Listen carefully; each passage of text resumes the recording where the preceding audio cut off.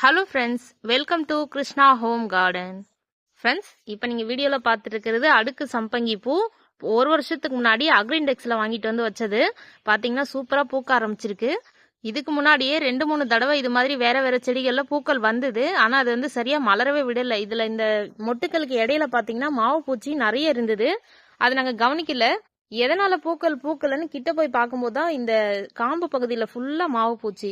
அதனால அது சரியா பூக்க விடலை. அந்த பூச்சி ரொம்ப ஆசையா வெயிட் பண்ணிட்டு இருந்தோம், ஒரு பூவாவது பூக்காதான்னு. மொத்தமும் அப்படியே கருகி போச்சு.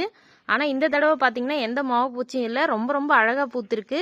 இது வந்து எந்த வெரைட்டின்னே தெரியல, அடுக்குவா இல்ல ஒத்த அடுக்கான்னு தெரியாம தான் வாங்கி வச்சோம்.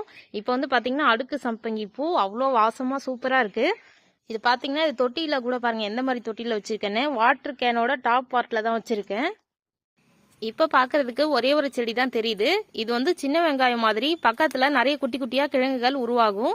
அதுல இருந்து நம்ம நிறைய செடியை பிரிச்சு நடவு பண்ணிக்கலாம். பாக்குறதுக்கு எவ்வளவு அழகா இருக்கு பாருங்க இதனுடைய பூக்கள்.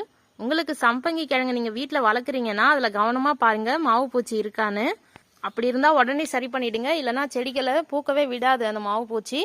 Okay friends, thank you. Thanks for வாட்சிங்.